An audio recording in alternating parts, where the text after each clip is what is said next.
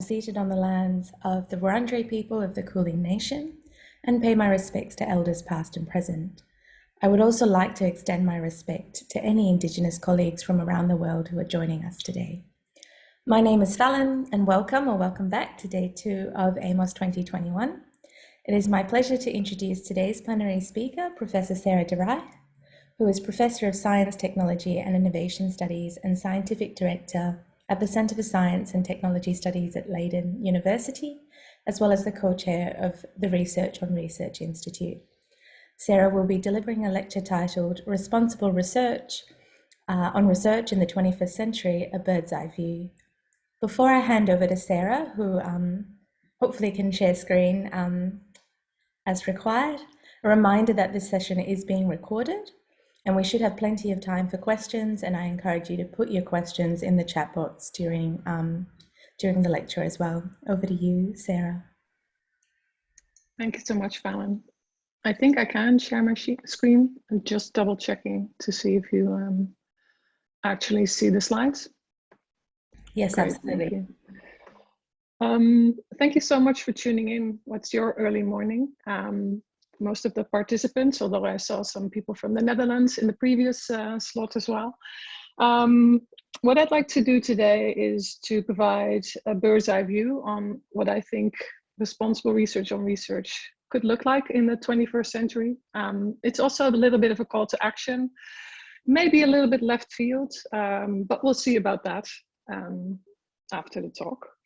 So to me, the landscape of research on research is quite varied, but I think what we share is a desire also to provide evidence for realizing the full potential of research.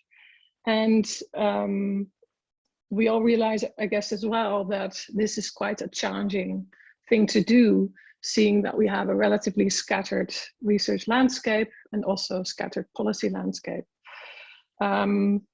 And it's also challenging because we also have really heightened expectations and aspirations, also in reducing waste, inefficiency, and also in a desire to improve research cultures.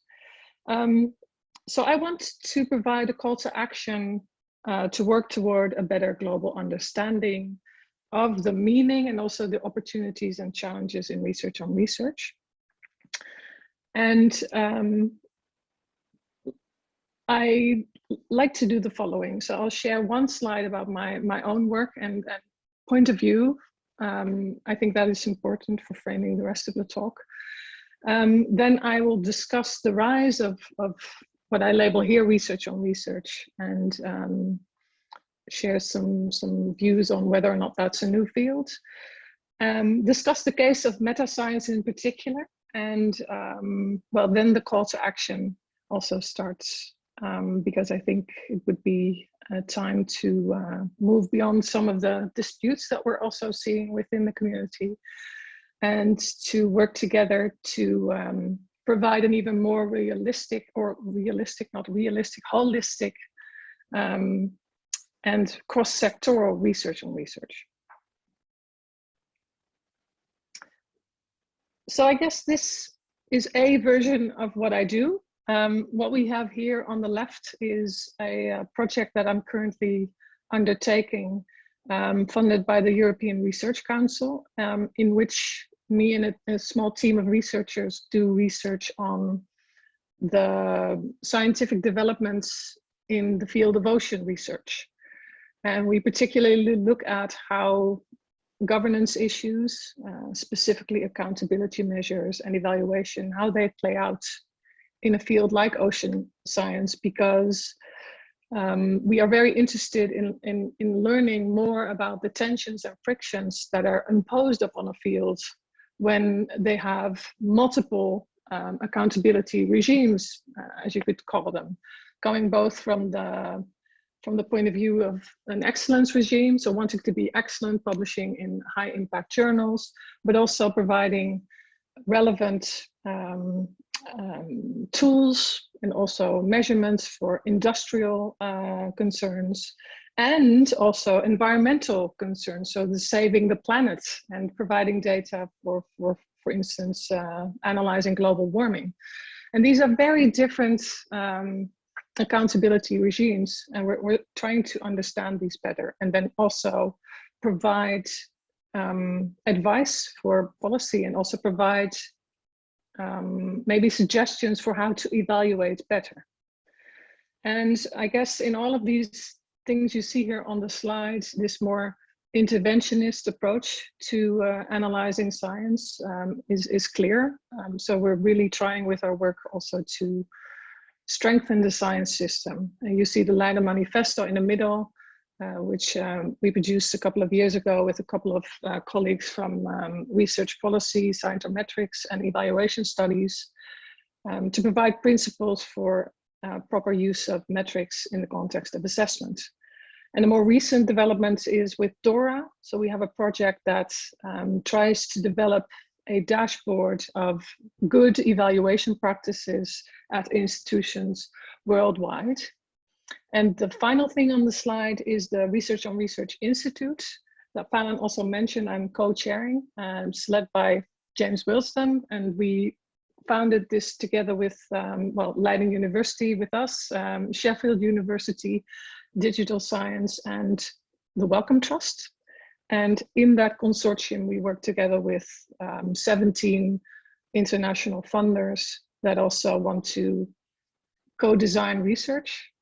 And we also work together with scientific publishers to do the same. So we co-design projects that hopefully in the end will contribute to strengthening the science system.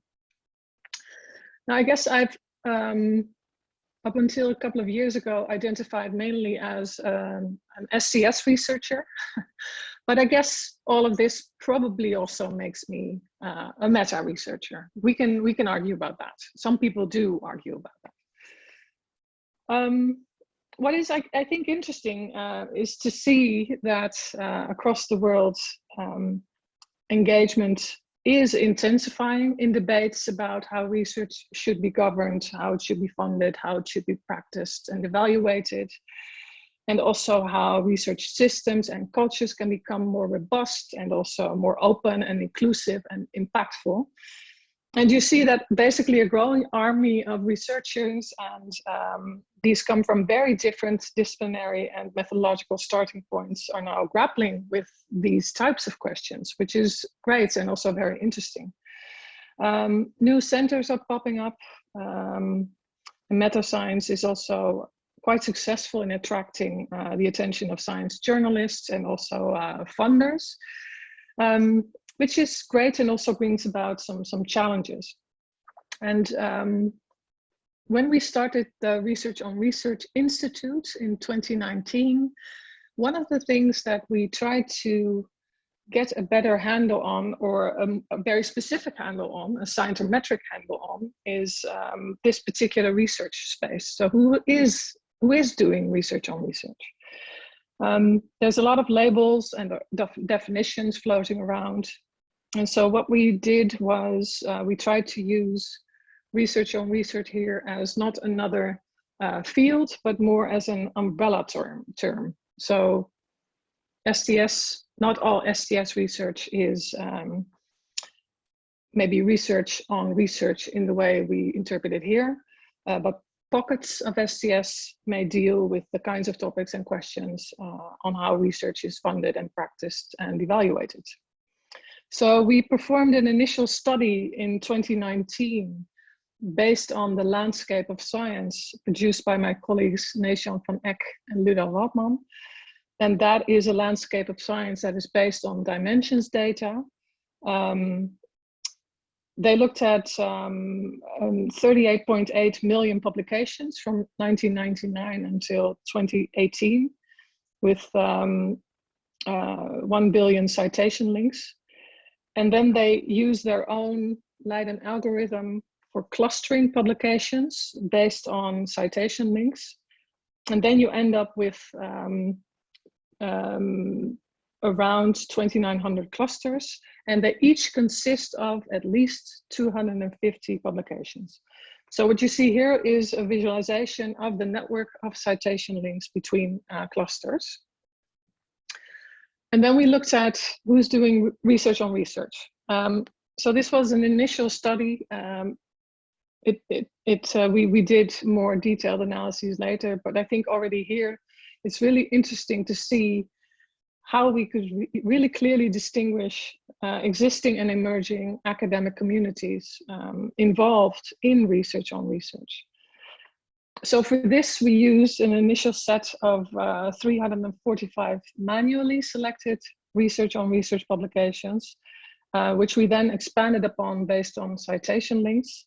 And then we ended up with a final set of around 2,100 research on research publications.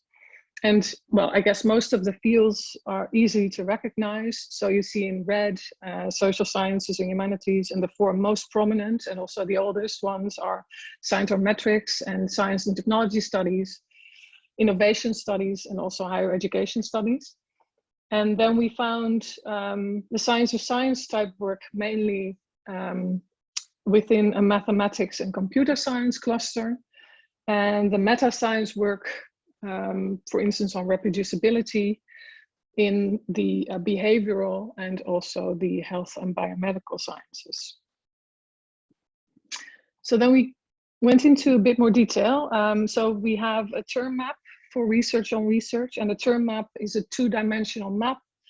It locates terms in such a way that the distance between two terms can be interpreted as an indication of the relatedness of the terms. So in general, the smaller the distance between two terms, the stronger the terms are related to each other. And the relatedness of the terms is determined based on co-occurrences in documents. So for instance, publications. So here you see a term map for papers in the research on research domain. And when we dig a little bit deeper, we can find different clusters of related publications. This is the scientometric cluster with publications about performance indicators and about scientific impact, database coverage, journal literature. And then here we see the cluster of STS related publications with publications about technology and also about responsibility, career paths, and also interdisciplinarity.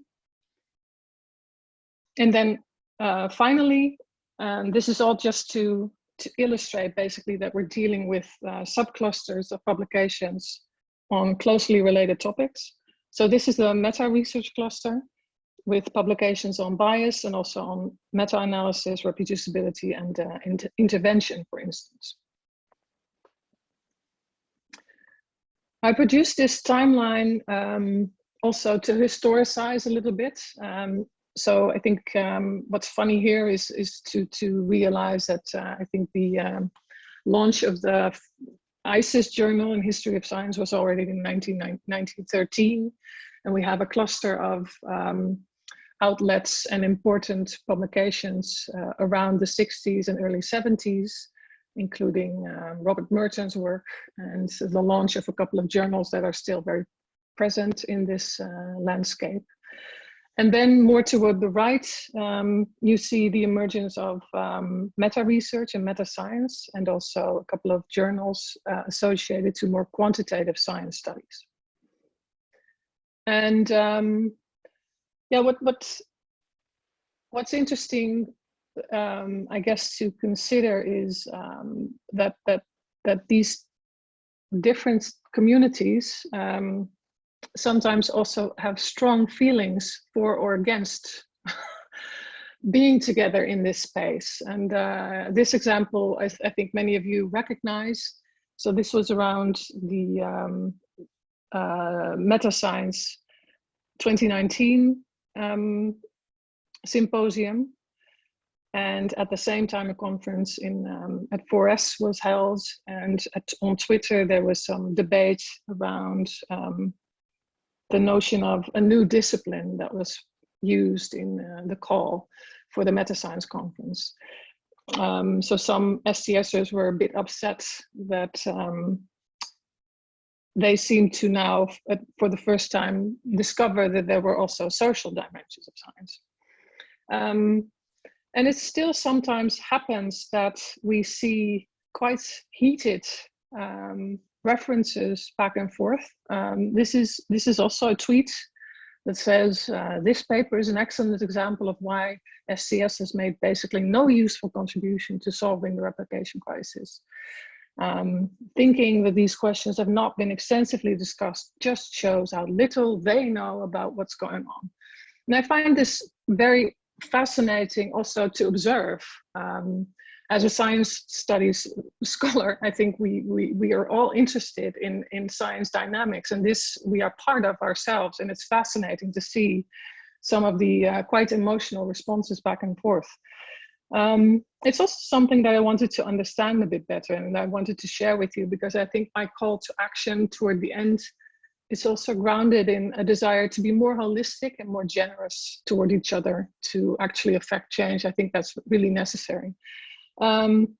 So I found a preprint that actually analyzed this first meta-science conference by studying all the available talks, and also they interviewed organizers and participants, and the authors also did some desk research. So this is the preprint. It's by David Peterson and Aaron Panofsky at UCL. And they, I think, also are, they consider themselves as STS researchers. That might also be important to know. So what they actually do in this paper is place this meta-science research within a very specific historical moment. So what they do is they describe that it's actually a confluence and cross-fertilization of three pre-existing trends, and they are on the slides here. So statisticians and experimental methodologists promoting greater research integrity, quantitative studies of science by data scientists, science of science, and also the open science movement. And as I think Fallon actually pointed out yesterday, this contemporary meta-research movement has a very well understood origin history, catalyzed by the Darrell Bem paper published 10 years ago, which catapulted, as she said, I think, the replication crisis into mainstream consciousness and brought together this interdisciplinary community with common goals, but also if we interpret this space of research in the broadest sense possible, as I think we did with the landscape study, there are also quite fundamental differences of opinion in who contributes and who doesn't. But in any sense, I think meta-scientists have become central players in debates about research integrity, scholarly communication, and science policy. And Peterson and Panofsky then write that, and I quote, it's quite a lengthy quote: "Within their crisis diagnoses, meta-scientists propagated an implicit psychology, sociology, and philosophy of science. Psychologically, they framed scientists as inherently biased. Even with the best intentions, individual researchers will make decisions that bend results toward expected or favored outcomes. To counter this, they aimed to eliminate subjectivity when possible, and when not, force decisions to be made explicitly and transparently. Sociologically, they viewed scientists largely as economic actors, responding to incentives to maximize rewards. When the incentive system is organized in inefficient or harmful ways, say by not encouraging replications, science suffers. And to counter this, they worked to align the individual incentives of scientists for personal rewards in ways that benefit the whole community. And philosophically, they then say, the meta-scientific picture of science is that of an evolving datascape. Its central task is not the invention of theories, nor the construction of experimental systems, but the creation, collection, curation, and analyses of data. A shift away from polished publications and laboratories to data repositories. So that's the end of quote. The other thing I think they note is that the scale of the project and the ambition of the vision has captured the imaginations of journalists and funders. We can discuss their analysis, I think, in the discussion after the talk. I think it's an yeah, it's maybe a bit provocative as well. They also signal major challenges. So according to them, meta-science also faces challenges like significant funding challenges when it comes to, for instance, creating ongoing mass replication efforts or curating ever-growing repositories. Also getting buy-in from disciplinary scientists, for instance, to actually produce reusable data is proving difficult. And an even more significant issue, according to the authors, is that of navigating the relationship between meta-science and disciplinary science. And I want to show a quote from one of the interviews the authors did with a participant of the 2019 Meta-Science Conference. And here it is.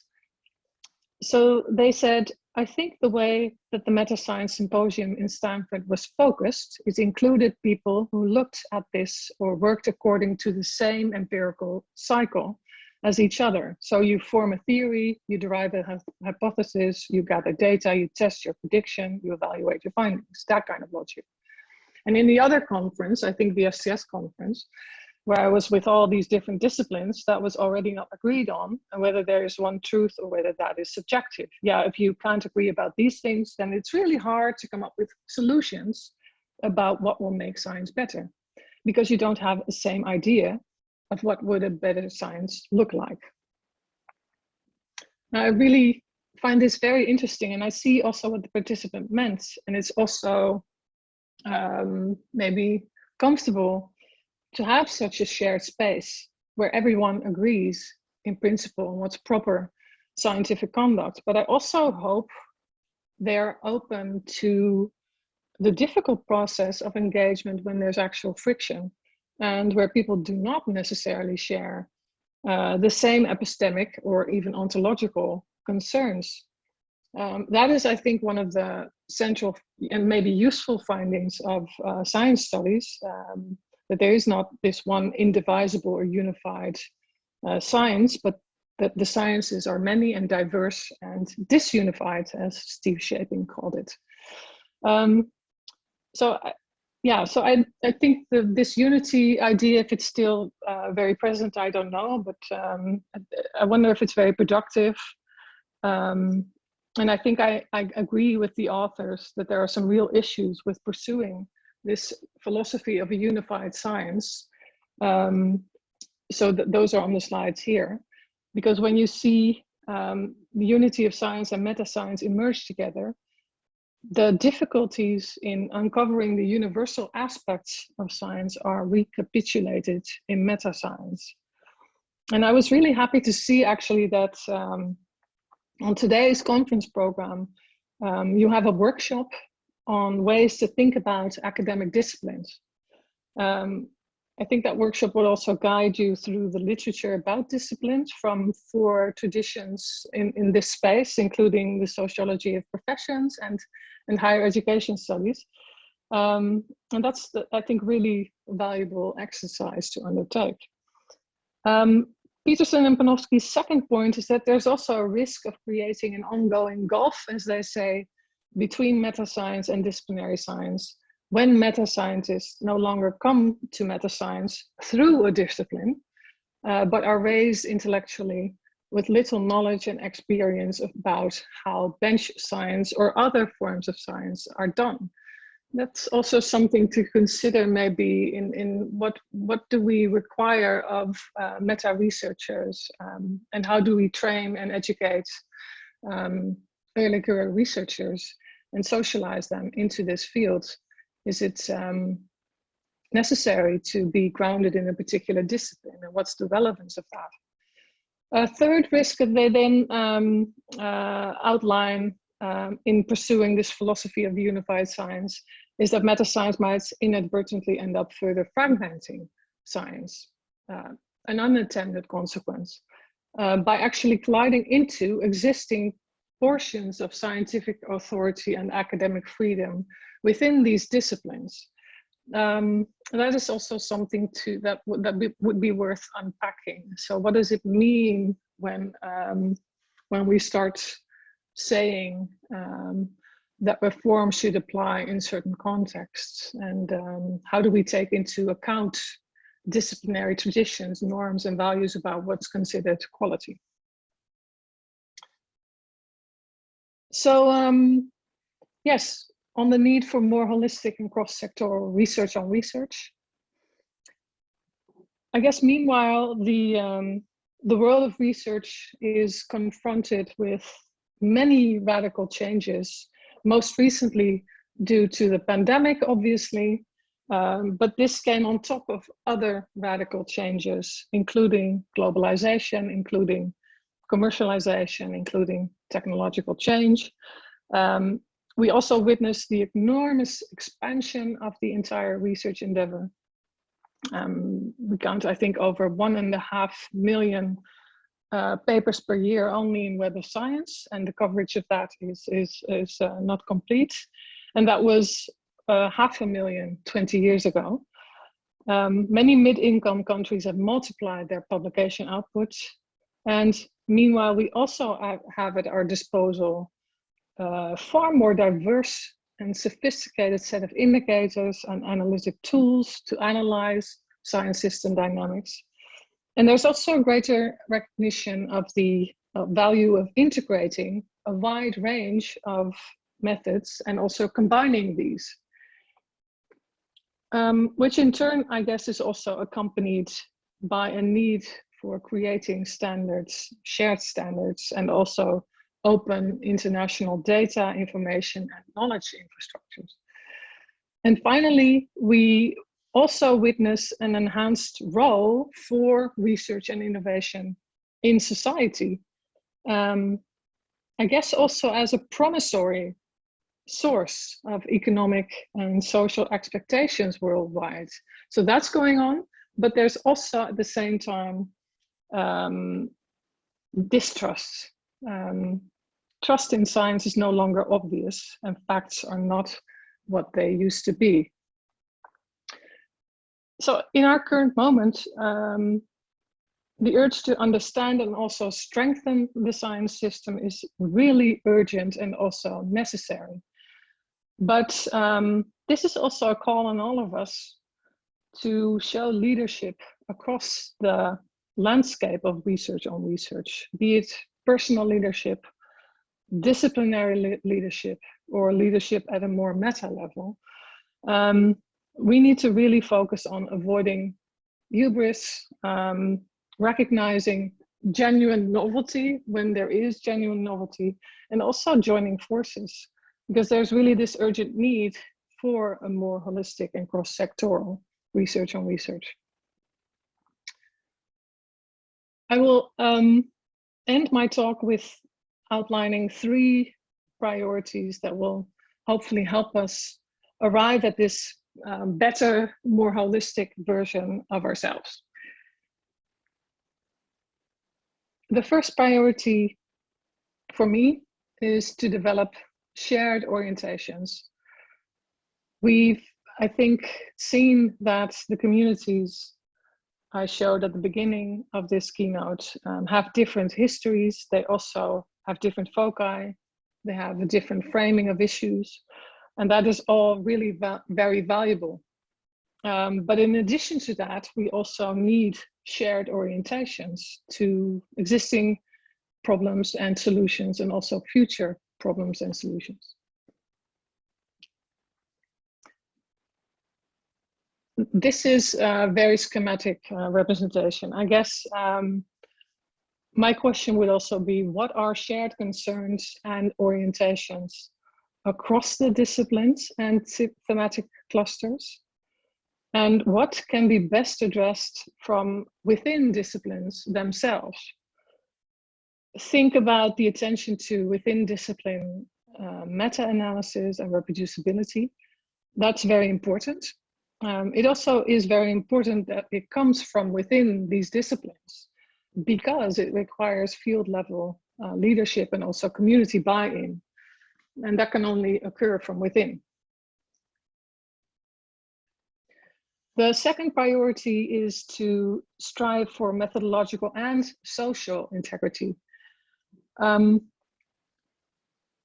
With the emergence of responsible research and innovation, at least in the European research system, we see a broadening of types of concerns about responsibility and accountability.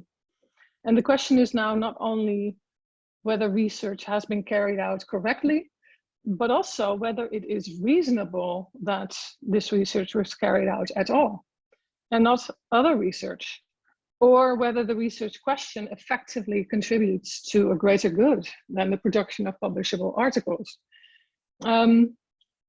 The broadening also concerns questions about epistemic justice, about balancing private, public, or even environmental concerns, or taking a closer look at whether relevant questions are being asked. So social integrity of science is not only an issue for individual disciplines, it also affects the collective prioritization, organization, and accessibility of science, and also of its findings, and of the means to conduct research, and also of its relevance to society.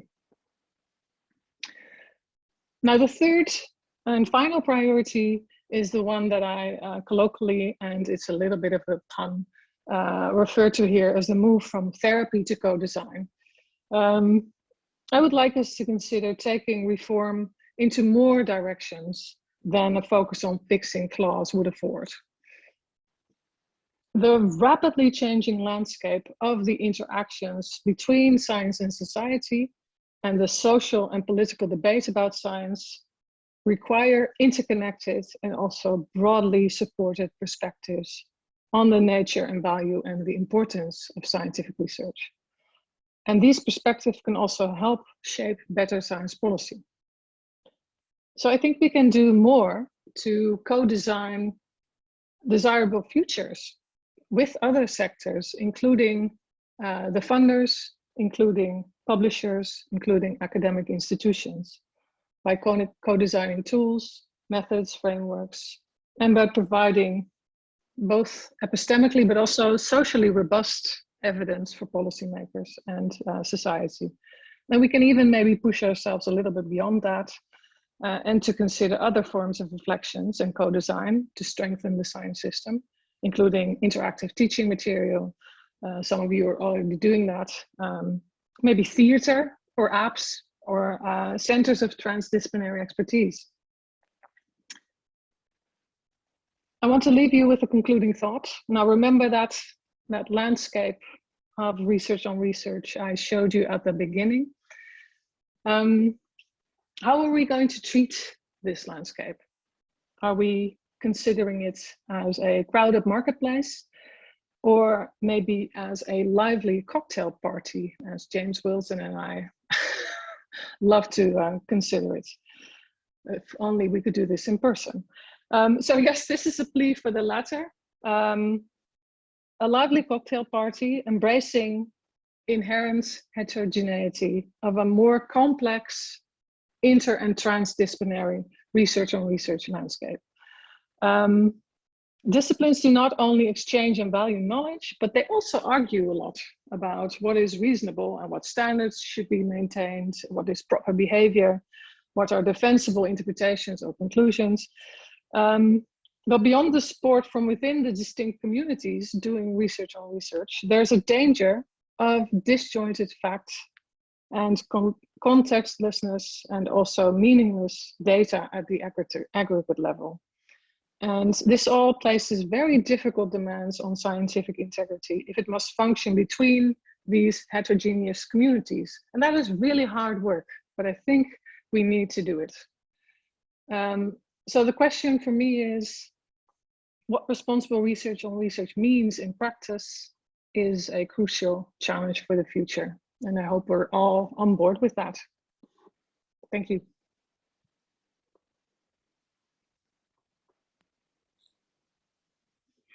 Thank you, Sarah. Please join me in showing your appreciation for Sarah's talk, however you can. And I believe we have plenty of time for questions. So you can use the raise hands feature, and I believe we can unmute you if you would like to ask your question in person, or you can pop it in chat. Just remembering that if you don't wish to be recorded, the chat feature might be the way to go.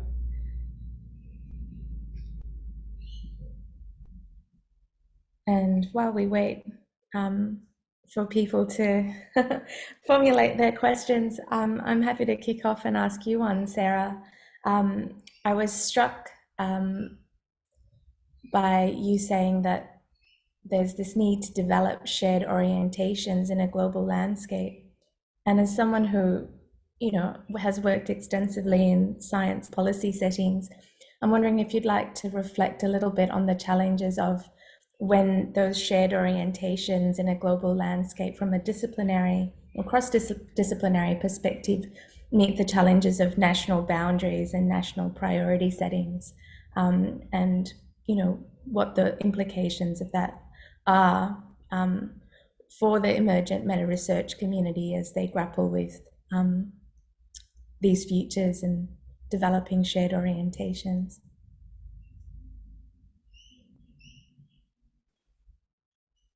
Thank you so much for that wonderful and complex question. You have to ask about national boundaries, I think, as a framework that often challenges historians and humanities scholars. Yeah, indeed.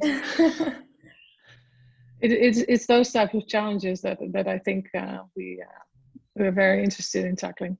Yeah, I've been thinking a lot about how context matters. I don't have final answers, but I continuously notice how firmly I'm positioned within my own national research system, and the ways in which we are connected or disconnected in that science system, in the research on research community, but also how, for instance, there's a real interesting historicity to affecting science policy at the European level, for instance, in Horizon programs by the STS community. And there's a whole generation of STS researchers now retiring that have actually affected great change at that European science policy level. So one of the things I'm thinking about also with colleagues is how can we step in their shoes? Do we want to? How can we contribute while also realizing that the landscape has changed quite dramatically? And when speaking with funders in the Dutch context, I realized that they have a very particular view on the research on research community, or basically they cannot really see yet that it is actually a whole or something of a discipline that would have actually be of interest to invest in as a community. So that it has been an emerging issue for them, I think, to consider doing. But I also think we need to do more work to make visible what it actually is that we contribute coherently together. And there, I think shared visions are helpful. And it's not helpful to fight amongst each other at all. We can start doing that once there's stable funding, but that's not the case at all. So that's one of the ways into your question. But yeah, we can talk more if you have follow-up questions, of course. Absolutely, I do. But I'm also conscious of Fiona has a question. Just a minute. It's not a, I'm a little bit worried that this is going to come off sounding like a naive kind of unity question. But Sarah, I'm interested in your thoughts about how we kind of navigate this tension between, in conferences like this interdisciplinary conference and other interdisciplinary spaces in meta research, between wanting to learn from each other, wanting to learn from initiatives or interventions in medicine and psychology and other places, and yet not overreaching, extending those, not seeing the whole world as a randomized controlled trial, but also not being so paralyzed by the plurality of research that we don't do anything, that we just, I don't know, I'm not articulating this very well, but it's something that it's a space that I find I often occupy, that I'm trying to not reinvent the wheel. I'm trying to look around and see what I can learn from other disciplines.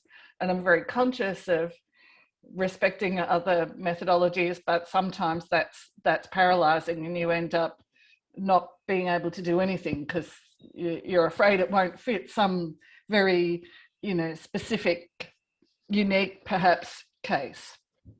So I'm just, yeah, great. Do you have question. any advice? I also sometimes feel the same way. What we might, I think it's partly a matter of, that sounds really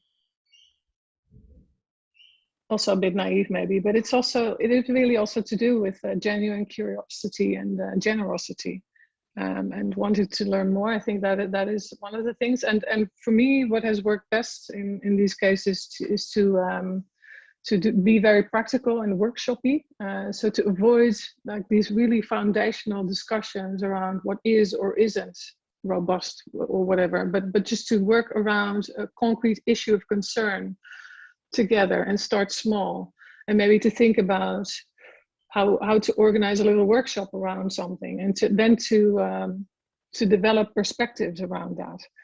And to make it even more complex, if we ask, as I've been advocating in this talk, also other sectors to contribute, then it becomes also a matter of including their kinds of concerns and perspectives. So thinking, for instance, about funders or publishers who've it's also sometimes easier to treat as in the case of funders, as the enemy or the other, while they are also part of the academic system because we're all reviewing, etc. So I think for me the seeing the complementariness when working around a concrete issue might help. So what I think maybe STS is relatively good at is not necessarily the debunking of how scientific facts are produced. That's I think a really shallow interpretation of STS, but they bring about a very careful sensitivity to the interrelatedness of science and society, and connecting that up with discussions about rigor and methodological concerns, and maybe the history of objectivity, bringing in some scientists there that have that layered interpretation, might actually be very valuable also to develop future scenarios for how to handle a pandemic collectively, and how to interpret what is needed in these different sectors to strengthen the science system. And the pandemic is actually a nice example of how both, so you see the sciences that were involved in studying and helping resolve the pandemic were a relatively limited set, but there you also wanted more interdisciplinary exchange with social sciences and humanities, for instance, to help understand behavioral aspects. I think the same applies on the meta level. When we consider the effects of the pandemic on the science system, we not only need researchers that can understand publication trends and issues of gender imbalance and who is affected most, but also maybe more historical knowledge about how big hits to the system have previously affected the system. So I can imagine that picking a concern that matters to all and trying to address that together from multiple perspectives might be a way in. It's a very convoluted answer to a very complex question.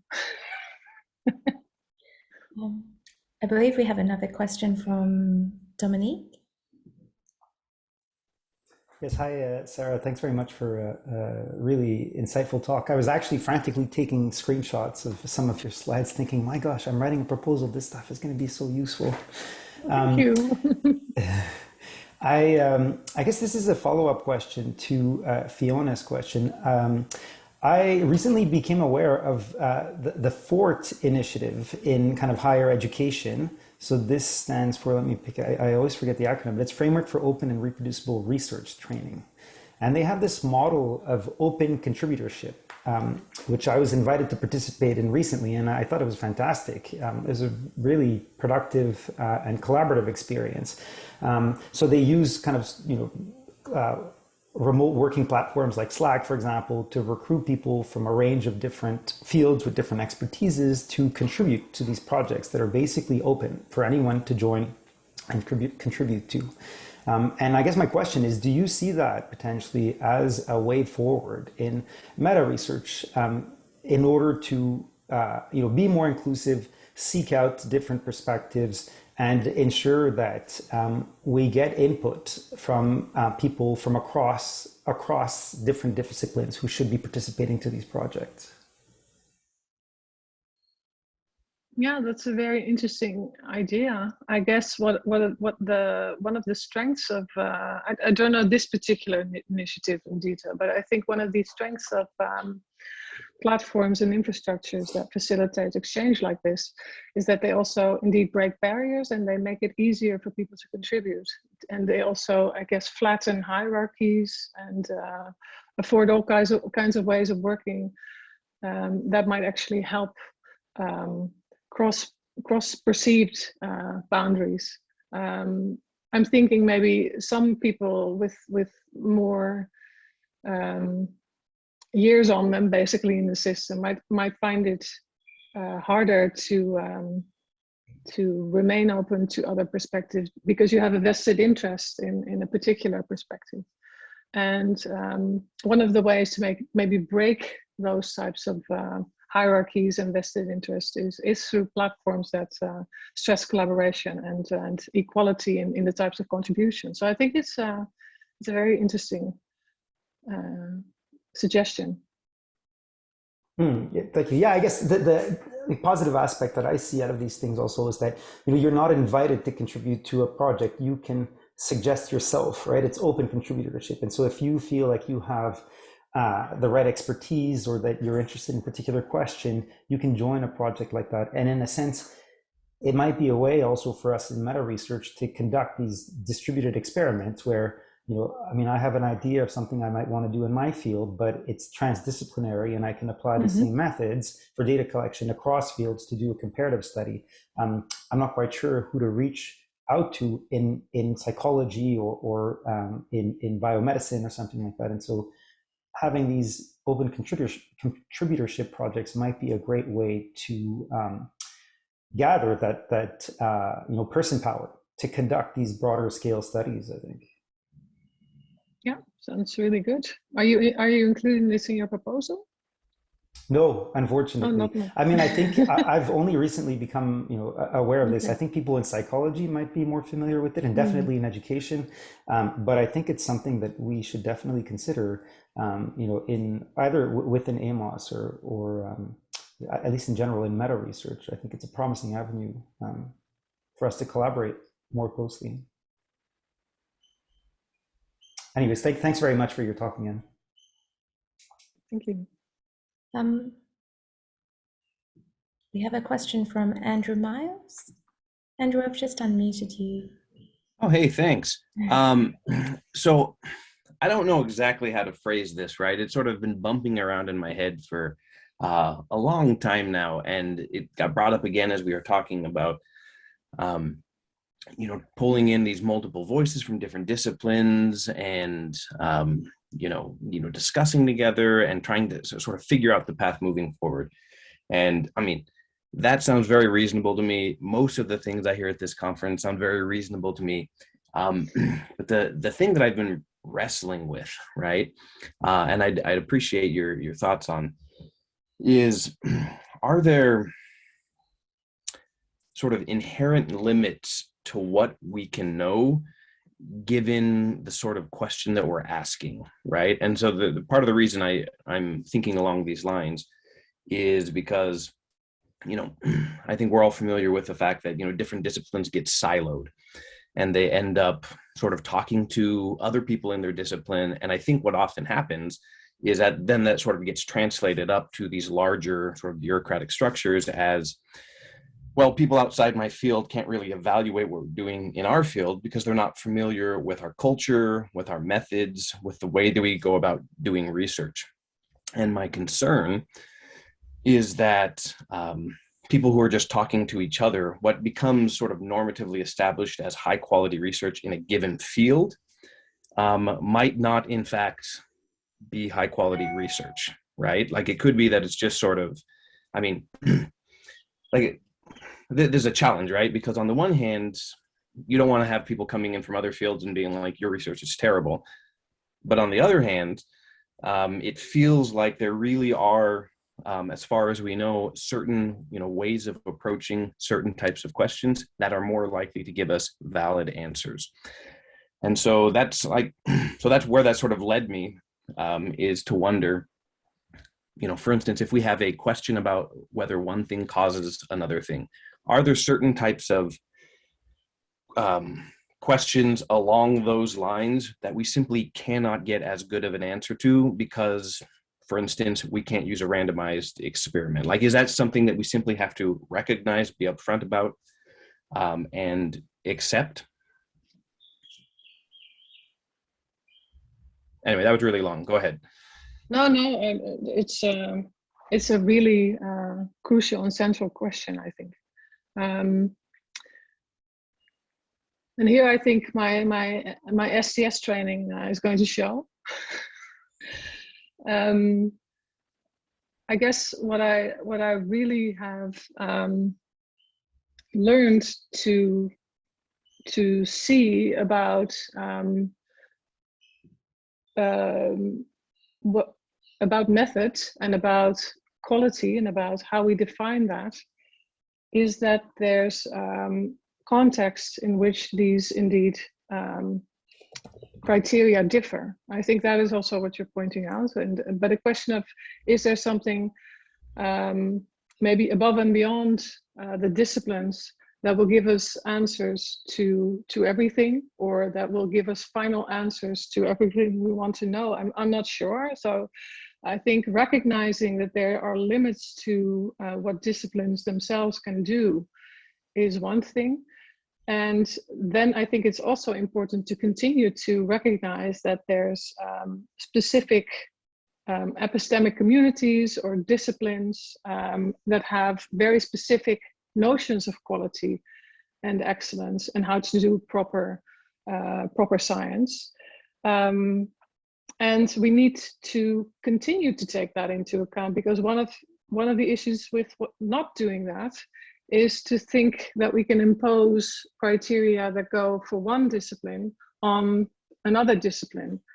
Myself have wrestled with that when looking at reproducibility. Huge debate, obviously. I don't want to raise this debate again, but I think one of the things that my colleagues and I were trying to address when we started to look at that, and we got into some serious arguments as well, was that that question may look differently from different disciplines. And indeed, you're right. Certain notions and certain quality criteria get translated into bureaucratic infrastructures. And that has concretely happened also with this concrete example of reproducibility at my institution. We had a lot of trouble to get a more layered and more contextual interpretation of reproducibility than was afforded when it came from more the behavioral sciences and maybe life sciences. So it's a very complex issue. I don't have a final answer, but I think one of the things that I would really love is if we can collectively start to develop, that maybe one way, start to develop bachelor level and maybe master level training on the workings of science in different disciplines, and also in what we could label as meta research. So I increasingly think that we should continue to respect disciplinary traditions while also thinking about what we can do in interdisciplinary collaborations and transdisciplinary collaborations. They're probably strongest with a strong disciplinary training. And what I miss in, for instance, in the Dutch landscape, I don't know what it's like in your part of the world, but is a really structured program on the workings of science in the bachelor level and master level education programs. So we're not training students anymore how science operates in different disciplines and in inter and transdisciplinary projects. I don't know if it answers your question, but it's a really good one, and it's a very complex one. Yeah, thanks. I mean, really, I'm just sitting here wondering, yeah, the big question, like how much does, say, empirical reality really care how hard it is to get the answer to the question that we have? And maybe it's just the case that some questions that we want answered are just, just harder to answer, right? And we might never get the level of evidence that we want for them. Like all of these other considerations sort of aside. Anyway, no real, I guess I didn't really expect a definitive answer. I'm just sort of wondering out loud and hoping that other, smart people can sort of wonder with me. So, fill in the gaps in my knowledge. So thanks. Yeah, let's continue to wonder together. That would be great. I think that's actually a really beautiful way to end your talk, Sarah. Unless anyone has one very short question, I think that we have time left for. If not, I feel like the call of action, or the call to action, really is for us to wander together with generosity and curiosity, and with a view to strong collaborations.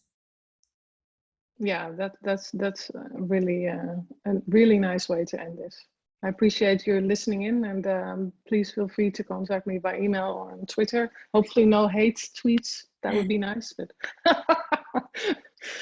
well, I'm just going to say thank you on behalf of Amos. It's been a pleasure to have you, and if everyone can please join me in thanking Sarah once again. Enjoy your conference.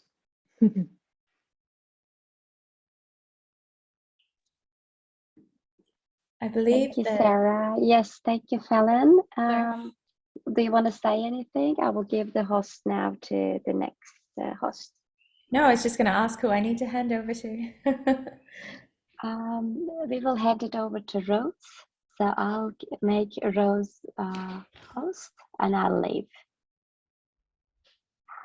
Let me find her quickly. Yes, she's at the top. Hi, Mick. Hi, Lee. Hi, Bob. Hi. Hi, Rose. Are you there? I'm here. All right. Fiona, I think you can take it away. We might just give it another minute or two because we're not quite at 8:30 yet, and there might be some people who weren't in the last session who want to join. For those of you still hanging around for the last session, we're about to start talking about statistics education. Do you want to stop this and then recording and start again when you start it? So it's not a one big long file. Good point. I'll stop that recording.